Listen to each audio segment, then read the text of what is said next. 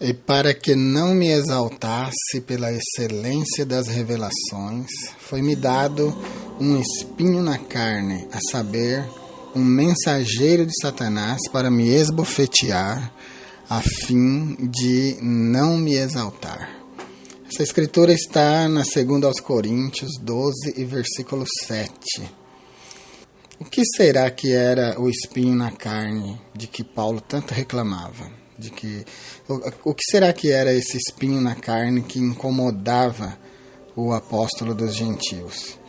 Incomodava tanto que no versículo 8 e no versículo 9 do mesmo capítulo de 2 aos Coríntios 12, ele diz assim: acerca do qual 3 vezes orei ao Senhor para que o desviasse de mim, e ele me disse: a minha graça te basta, porque o meu poder se aperfeiçoa na fraqueza. Então esse escólopis, que no grego significa espinho, que porém não pode ser interpretado por nós como espinho literal, porque Paulo não tinha um espinho cravado na carne dele, causando ferimento literal na carne, meus irmãos. Isso daí é uma metáfora. Tanto que ele diz, foi-me dado um espinho na carne, que para mim era como um mensageiro de Satanás me esbofeteando. E esse espinho me foi dado para eu não me exaltar. Para ele não se exaltar do que, por exemplo? Olha só, se a gente for na 2 aos Coríntios, no mesmo capítulo 12, dos versículos 1 até o 6, está dito: em verdade que não convém gloriar-me, mas passarei as visões e revelações do Senhor. Conheço um homem em Cristo que há 14 anos, se no corpo não sei, se fora do corpo não sei, Deus o sabe, foi arrebatado ao 3º céu. E sei que o tal homem, se no corpo, se fora do corpo não sei, Deus o sabe, foi arrebatado ao paraíso e ouviu palavras inefáveis que ao homem não é lícito falar. De alguém assim me gloriarei eu, mas de mim mesmo não me gloriarei, senão nas minhas fraquezas. Mas, se quiser gloriar-me, não serei nécio, porque direi a verdade.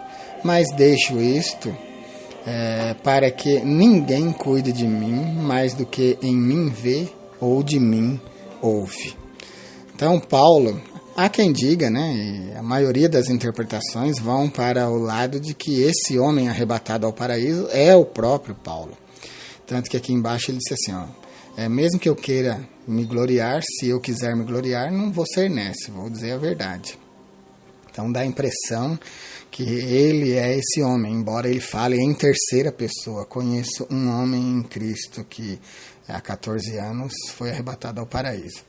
Então vamos pensar que esse homem seja ele mesmo, que ele ouviu palavras inefáveis e que a experiência dele com Cristo era tal que dava para ele o direito de se gloriar em Cristo. Porém, ele não fazia, E Deus, para ele sempre lembrar que ele era homem, que ele era humano, que ele era falível, permitiu um incômodo, uma enfermidade, algum tipo de incômodo no corpo dele, na carne dele, que ele chamava de espinho na própria carne, para ele lembrar que, apesar de tanta comunhão com Deus, apesar de tanta glória vista, apesar de tanto entendimento da palavra, apesar de tanto avivamento na vida, mas ele era limitado, não podia curar-se a si mesmo.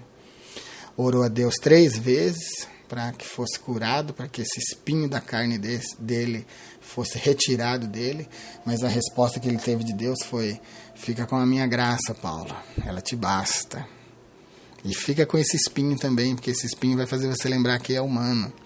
E essa fraqueza na sua carne vai aperfeiçoar a sua vida em Cristo. Então, ele ouviu isso e se conformou. Ele continuou vivendo em Cristo, apesar desse espinho. Então, o primeiro ponto na nossa avaliação é que o espinho não pode ser considerado literal. Ele não tinha um espinho como Cristo teve uma coroa de espinhos, Não é nos mesmos termos. No caso de Paulo, é metáfora.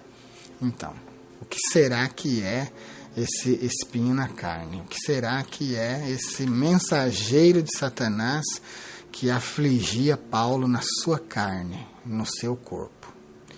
É muito provável que os irmãos lá da igreja primitiva, como tinham contato com Paulo, como ouviram o próprio apóstolo Paulo, falaram com ele, tiveram a oportunidade de ouvir pregação dele, provavelmente eles sabiam o que era esse espinho. Caso alguém tenha perguntado, ou talvez até o próprio convívio com o apóstolo Paulo já deixava claro para eles o que era esse espinho na carne de Paulo.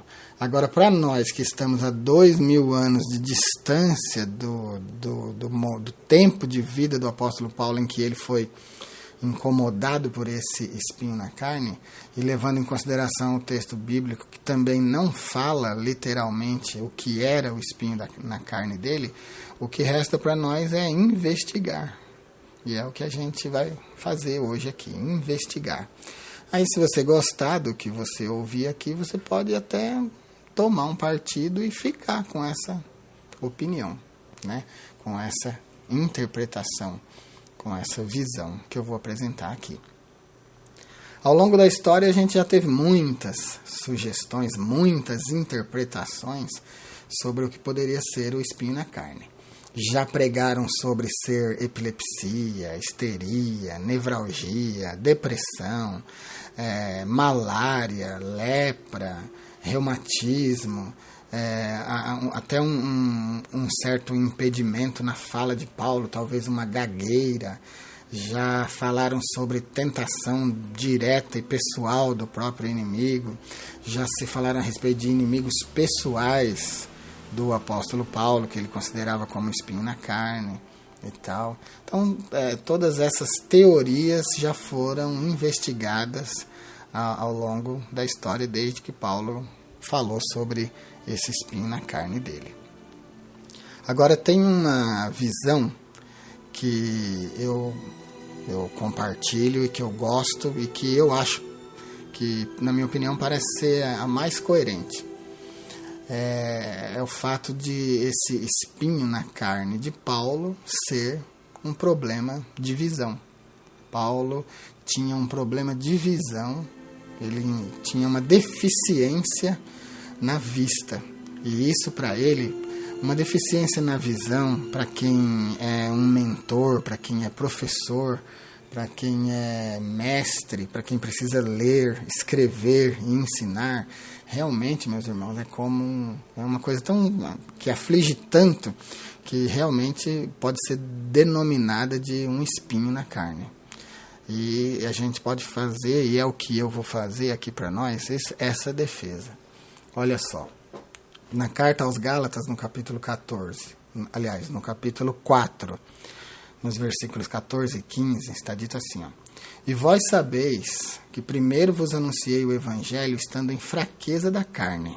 Isso aqui pode ser uma referência a esse problema dele. E não rejeitastes, e nem desprezastes.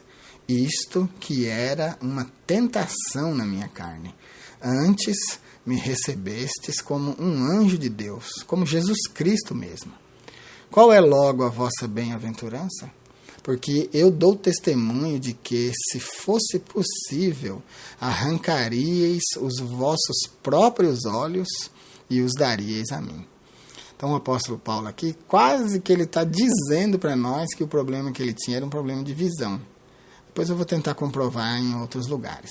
Mas aqui, ó, ele está dizendo que quando foi pregar o evangelho para os Gálatas, ele estava na fraqueza da carne, ou seja, ele teve dificuldade de anunciar esse evangelho. Talvez dificuldade para ler, né? Para falar ele não tinha, porque ele tinha um evangelho e a Torá e os profetas estavam dentro dele, então ele falava com facilidade. Mas se quisesse ler aí, ou escrever, ele já tinha um pouco de dificuldade por causa disso. E quando ele diz, e eu sei que muitos de vocês até arrancariam os próprios olhos e os dariam a mim para resolver meu problema. Isso aqui pode indicar que Paulo está falando de um problema de visão, tá certo? De uma vista fraca que ele tinha, quando a gente investiga esse capítulo 4, os versículos 14 e 15. Lá em Gálatas 6 e 11, ele escreveu assim, ó, vede com que grandes letras vos escrevi por minha mão. Essas grandes letras aqui, a gente pode entender, se a gente for avaliar fora do contexto de Paulo ter um problema de visão, grandes letras aqui então seria sabedoria, eloquência na hora de escrever. Eu vos escrevi com grandes letras, eu vos escrevi coisas boas, coisas gostosas de ouvir. É o Gadol Ketav, grandes letras no hebraico.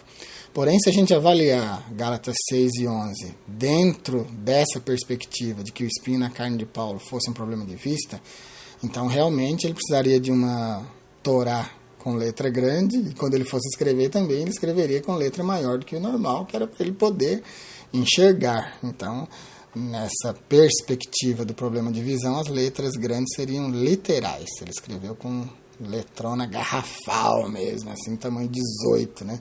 Arial 18 do computador, para dar para enxergar. Então fica aí as duas questões para vocês pensarem. E olha só, que o problema, que o espinho na carne pudesse ser uma dificuldade de visão, esse versículo aqui de Gálatas 6 e 11 ainda tem dois pensamentos, então ele ainda não é muito forte para fazer defesa. Mas quando a gente vai aos Romanos 16 e 22, aí a gente lê lá o seguinte, eu, Tércio, que esta carta vos escrevi, vos saúdo no Senhor. Romanos é uma escritura de Paulo, porém quem escreveu foi Tércio, como amanuense, o escritor de Paulo. Por que será que ele escreveu para Paulo? Talvez porque Paulo tivesse dificuldade de ver, de enxergar e fosse incômodo para ele, então era mais fácil para ele ditar e Tércio escrever? É uma possibilidade. Outro lugar também que pode comprovar, assim, de certa forma, que Paulo tinha uma dificuldade de visão e que isso pudesse ser o dito espinho na carne, é que ele teve dificuldade de reconhecer o sumo sacerdote Ananias na reunião do Sinédrio, lá em Atos 23 e 5. Esse texto ele é bom, ele é quase que comprovador, definitivamente. Olha só. E pondo Paulo os olhos no conselho, disse, varões e irmãos, até o dia de hoje eu tenho andado diante de Deus com toda boa consciência. Mas o sumo sacerdote Ananias mandou aos que estavam junto dele que o ferissem na boca. Então Paulo lhe disse, Deus te ferirá a parede branqueada. Tu estás aqui assentado para julgar-me conforme a lei, e contra a lei mandas ferir-me? E os que ali estavam disseram, injurias o sumo sacerdote de Deus?